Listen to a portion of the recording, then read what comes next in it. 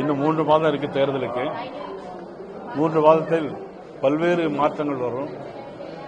ஆனால் கூட்டணி என்பது அனைத்து இந்திய அண்ணா திராவிட முன்னேற்ற கழகம், பாரதிய ஜனதா கட்சி. இன்னும் நாள் இருக்கிறது. பிற கட்சிகள் வரலாம், வருவதற்கான சாத்தியக்கூறுகள் இருக்கிறது. இல்லை, இதுவரையிலும் எந்த கட்சியுடன் பேச்சுவார்த்தை இதுவரையிலும் நடத்தவில்லை. இல்லை, இதுவரைக்கும் எந்த பேச்சுவார்த்தையும் நடைபெறவில்லை.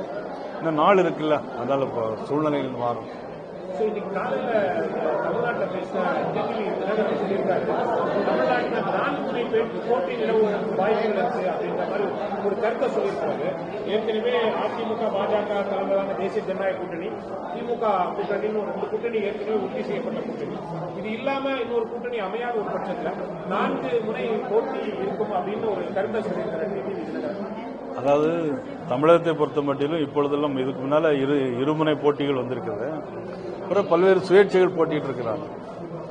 சுயேட்சைகள் யாரும் வெற்றி பெற்றதாகவோ அல்லது இண்டிபெண்டனாக புதிய கட்சி ஆரம்பித்தவர்கள் வெற்றி பெற்றதாகவோ பெரிய வரலாறு ஒன்று இல்லை என்று சொன்னாலும் கூட நிச்சயமாக 3 முனை போட்டி வந்தாலும் 4 முனை போட்டி வந்தாலும் நிச்சயமாக தமிழகத்தில் தேசிய ஜனநாயக கூட்டணி ஆட்சி சொல்றாரு.